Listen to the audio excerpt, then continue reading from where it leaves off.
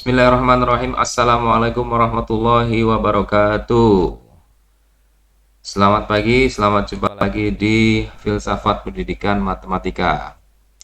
Kali ini kita akan membahas tentang public ideology. Kemarin kita sudah membahas tentang matematika sebagai ideologi personal, ya, di mana diasumsikan bahwa guru mempunyai keyakinan sendiri-sendiri tentang apa itu matematika, ya, sehingga akan mempengaruhi bagaimana guru mengajarkan matematika itu ke murid-muridnya. Nah, sekarang kita bahas ideologi di sini secara luas yang dampaknya tidak hanya di kelas, tetapi dampaknya lebih ke kebijakan kurikulum, ya, yaitu public ideology. Karena di public ideology di sini nanti akan kita bahas bagaimana ideologi matematika ini mempengaruhi para pengambil kebijakan pemerintah, ya, untuk mendesain matematika yang diajarkan di sekolah-sekolah. Jadi dampaknya lebih luas dibandingkan ideologi personal kemarin yang sudah kita bahas. Oke. Nah, seperti yang Anda lihat di sini bahwa public ideology, ideologi matematika secara publik di sini, ya, itu dipengaruhi oleh kepentingan grup tertentu. Jadi selain visi keilmuan matematika itu sendiri serta tujuan pendidikan matematika itu sendiri, ya, yang lebih penting lagi adalah kepentingan sosial tertentu. Karena ideologi bukanlah hal yang netral, ya. Ideologi itu syarat kepentingan. Mau dibawa kemana pendidikan matematika itu, ya, tergantung dari kepentingan-kepentingan di masyarakat. Apakah pendidikan matematika itu akan diarahkan ke pendidikan matematika yang lebih pragmatis, yang applicable, bisa diterapkan langsung untuk dunia kerja, ataukah pendidikan matematika itu diarahkan untuk mengasah intelektualitas anak sehingga anak itu bisa berperan aktif di dalam masyarakatnya, ya, menjadi warga negara yang demokratis, ya, atau yang lainnya, ya. Ini tergantung dari kepentingan masyarakat yang berkuasa. Oke, bisa jadi kalau yang berkuasa itu umpamanya melalui pandangan-pandangan politiknya itu bahwa pendidikan harusnya menghasilkan anak-anak warga negara yang demokratis, yang berperan aktif dalam pengembangan demokrasi negara, maka pendidikan matematika pun harus diarahkan ke situ, bukan hanya pendidikan yang mengarahkan siswa untuk bekerja untuk industri aja. Sebaliknya, kalau pemerintahannya, politiknya dikuasai oleh para teknokrat-teknokrat yang mempunyai kepentingan pragmatis terhadap sekolah, terhadap pendidikan, maka pendidikan matematika pun nantinya akan diarahkan secara pragmatis untuk kepentingan industri, untuk kepentingan teknologi, ya, dan sebagainya, gitu ya. Jadi di sini kepentingan kelas, kepentingan golongan itu menjadi pertimbangan penting dalam pembentukan kurikulum. Nah, dalam Ernest, dalam bukunya Philosophy of Mathematics Education, ya, dia mengutip Williams yang sudah menggolongkan tiga kepentingan, tiga kelas sosial dengan agendanya masing-masing untuk pendidikan matematika itu. Yang pertama adalah industrial trainers. Ya. Industrial trainers di sini berisi golongan-golongan seperti kelas-kelas para pedagang, kelas-kelas para wirausahawan, kelas-kelas manajer-manajer industri, ya, yang mempunyai kepentingan sendiri terhadap matematika. Ya. Juga kelas-kelas petit bourgeois, petit bourgeois kalau dalam bahasa Prancisnya itu petit bourgeois di sini itu yaitu kelas-kelas menengah, ya, kelas-kelas menengah para usahawan yang mempunyai modal, mempunyai pabrik tapi masih menengah, bukan kelas atas, petit bourgeois.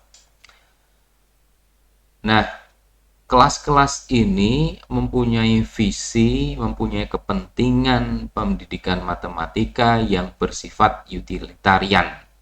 Utilitarian di sini artinya ya matematika itu ya digunakan, harusnya bisa digunakan, diaplikasikan, ya, terutama dalam training of workforce, dalam pelatihan para pekerja, para kelas-kelas pekerja atau buruh, ya.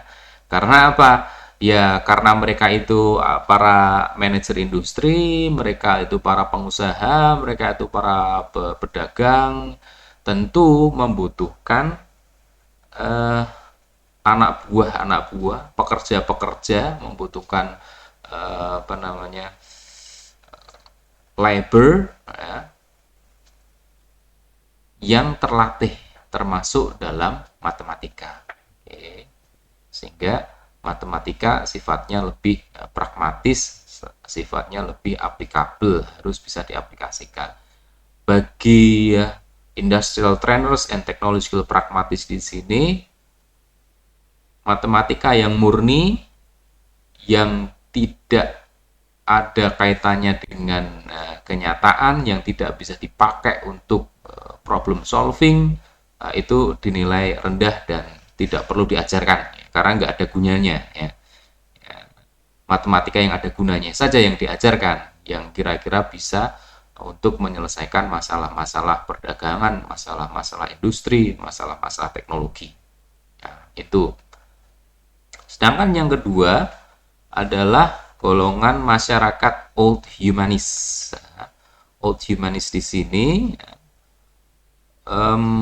seperti golongan masyarakat para bangsawan, aristokrasi, gentry. Aristokrasi itu orang elit, golongan atas, golongan bangsawan, ya, yang mereka selalu menekankan pada budaya intelektual yang diturun-temurun, okay.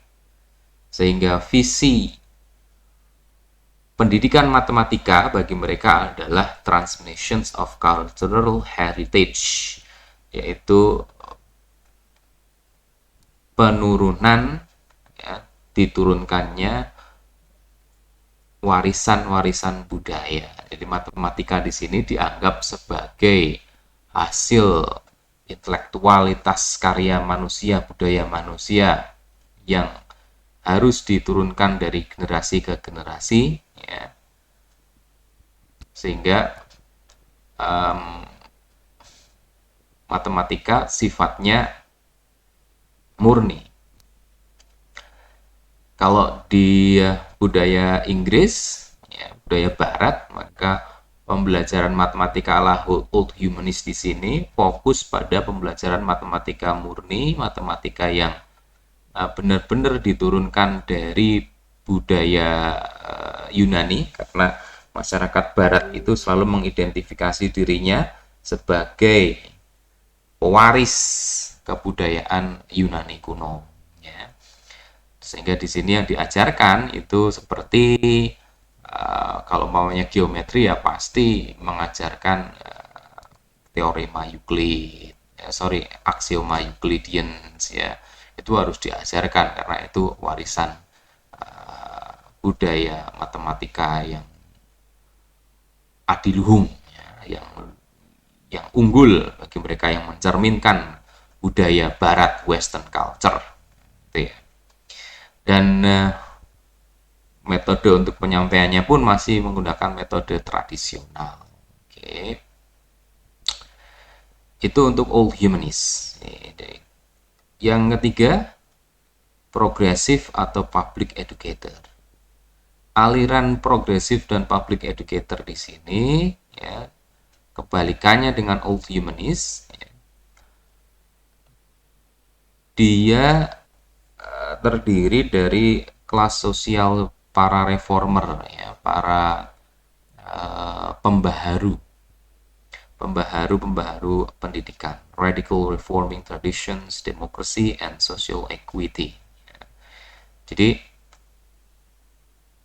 aliran ideologi di sini itu menentang ideologi old humanist yang cenderung hierarkis, yang cenderung menganggap matematika itu murni, tidak ada kaitannya dengan realita, ya.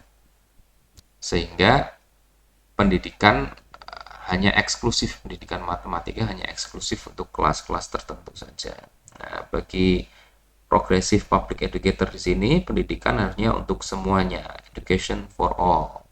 Pendidikan seharusnya didesain ya, bukan atas dasar semata-mata budaya tertentu, budaya kelas tertentu, ya, atau bukan semata-mata hanya kepentingan pragmatis para pedagang, para industriawan, para usahawan saja, ya, yang nantinya akan berakhir menjadi siswa itu hanya sebagai alat saja, siswa itu hanya sebagai istilahnya baut dalam industri, ya, pekerja saja. Tapi bagi radical reforming di sini, progressive educator di sini, pendidikan ya harus dikembalikan ke arah pengembangan diri dan pengembangan masyarakat. Ya.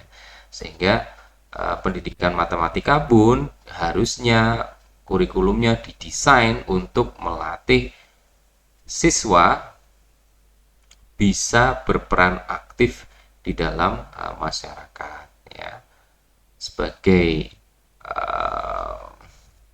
partisipan yang aktif pada masyarakat, mengembangkan demokrasi dan juga meningkatkan kesejahteraan masyarakat.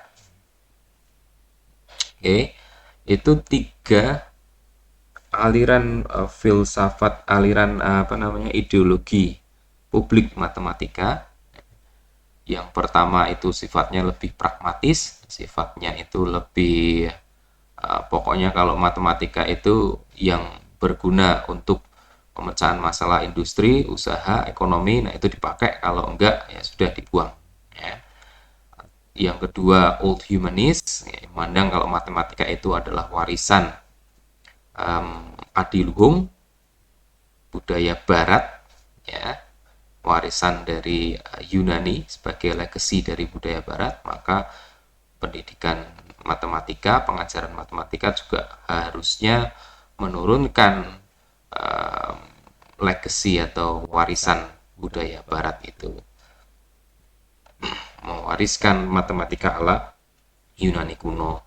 Sedangkan yang ketiga, progressive and public educator menganggap bahwa matematika itu harusnya berperan aktif dalam meningkatkan partisipasi masyarakat untuk membangun demokrasi, membangun social justice, keadilan sosial, membangun kesetaraan dalam masyarakat, serta membangun kesejahteraan bersama dalam masyarakat, tidak hanya sekedar menjadi alat bagi industri saja, atau tidak hanya sekedar sebagai pewaris budaya saja yang kadang tidak ada kaitannya dengan realitas, yang hanya bersifat eksklusif kelas tertentu saja. Oke.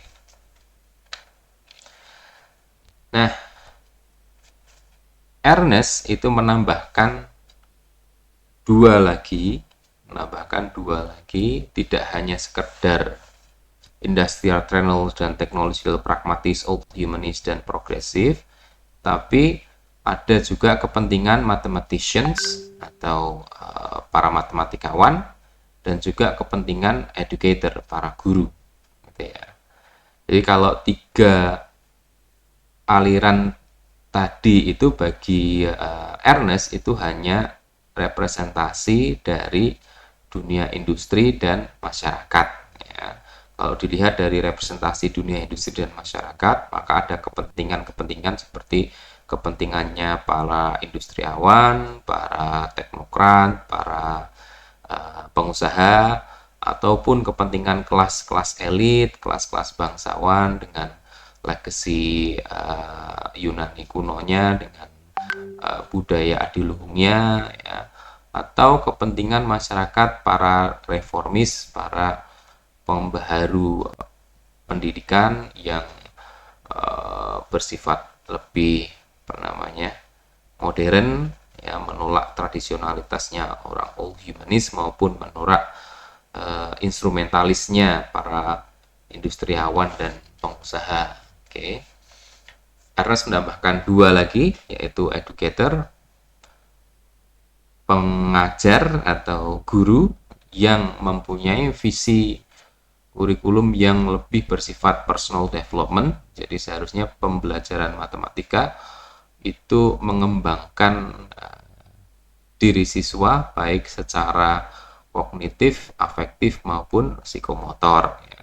Makanya kalau Anda sebagai calon guru kan selalu saja didikte untuk pembelajaran itu harus mencakup tiga ranah, yaitu ranah kognitif, intelektual, ranah afektif, sikap, maupun ranah psikomotor, keterampilan gitu kan ya. Sedangkan untuk kepentingan kedua yaitu mathematicians ya, para matematikawan yang kepentingan utamanya dalam pembelajaran matematika, pendidikan matematika adalah inculcations of mathematics atau penanaman, pengembangan matematika itu sendiri sebagai suatu disiplin ilmu. Itu. Nah, bagi Ernest di sini untuk kurikulum sekarang, kurikulum masa industri ini adalah kurikulum para industrial trainers dan technological pragmatis yang menang ya.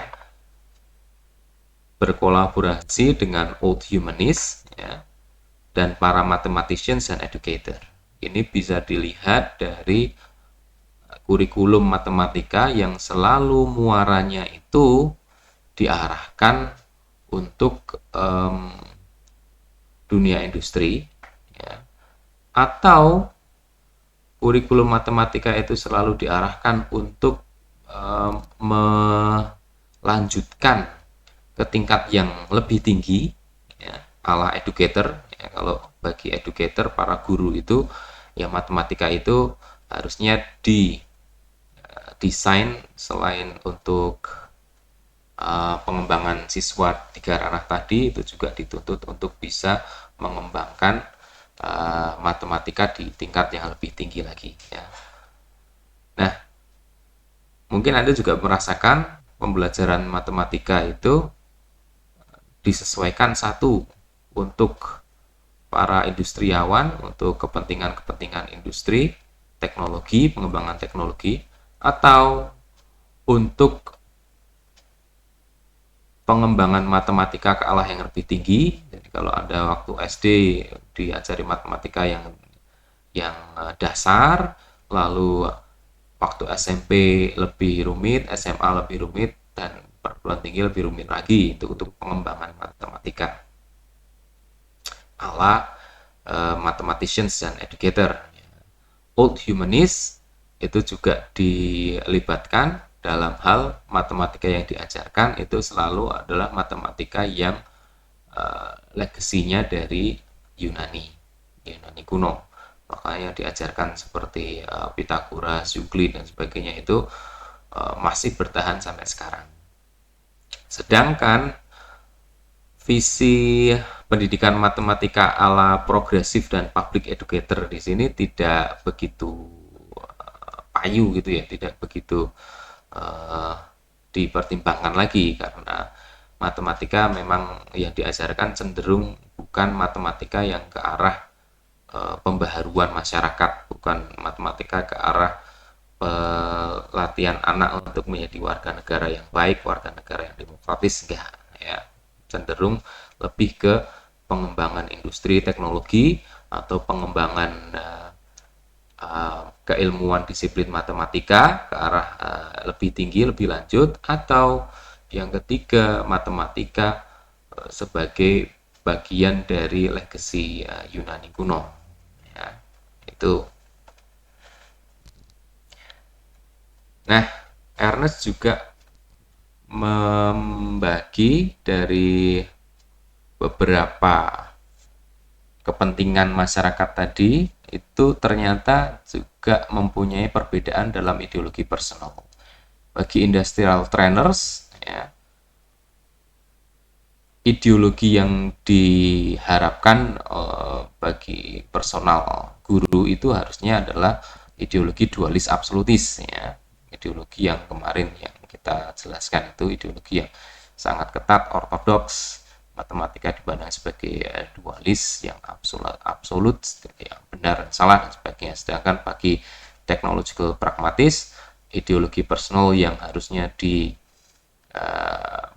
guru adalah matematika yang multisiplis dan absolutis ya, yang memandang bahwa matematika itu bisa diaplikasikan ke dalam berbagai disiplin, tetapi secara keilmuan kurang begitu ketat ya, kurang begitu ketat dalam validitasnya dan sebagainya. Yang penting bisa diterapkan gitu. Kalau bagi teknologi pragmatis, mau bener yang salah ya nggak masalah, kalau yang bener itu bisa diterapkan, kalau nggak bisa diterapkan ya salah.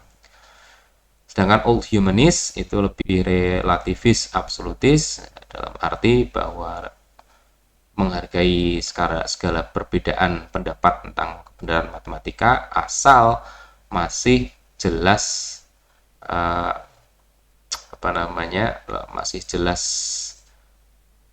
bisa dipertanggungjawabkan secara saintifik, bisa dipertanggungjawabkan secara tradisi keilmuan, baik itu mau bentuk formalis, logisis dan sebagainya. Sedangkan bagi progressive educator, ideologi personal yang harusnya dimiliki guru itu adalah relativis absolutis, dalam arti bahwa matematika itu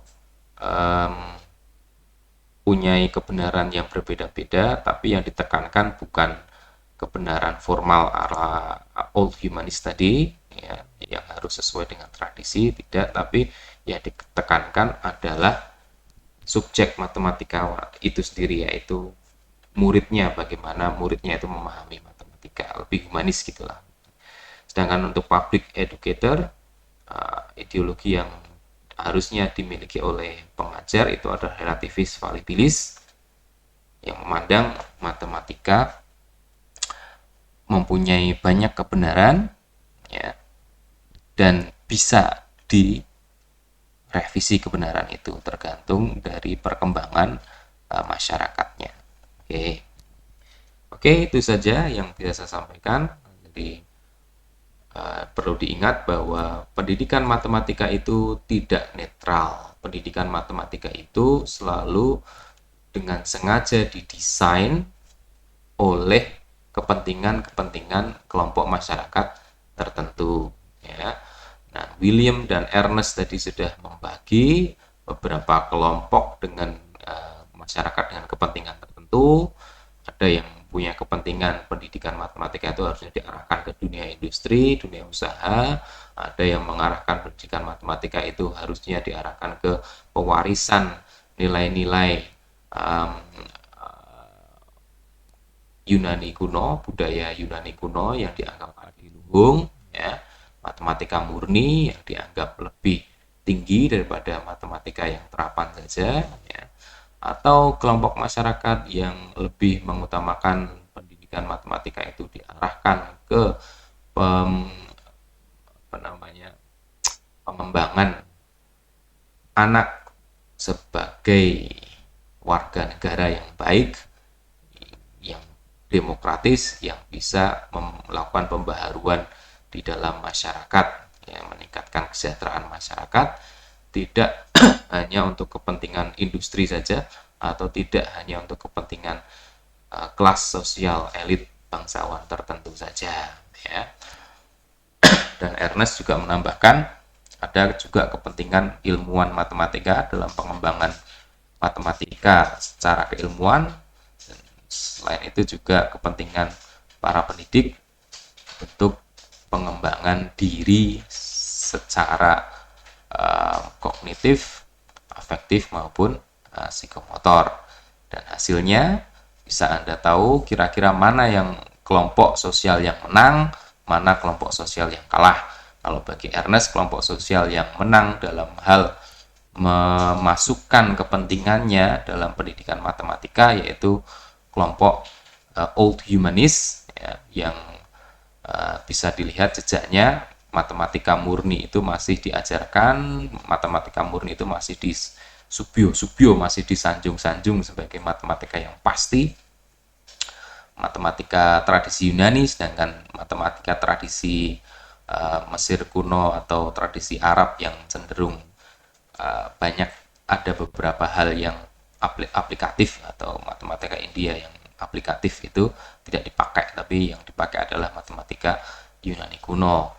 Selain itu juga kepentingan para industriawan itu juga diadopsi dalam matematika, terutama matematika yang aplikatif vokasional itu juga diadopsi di kurikulum, dan itu didukung oleh para matematikawan dan para pendidik, ya, para guru.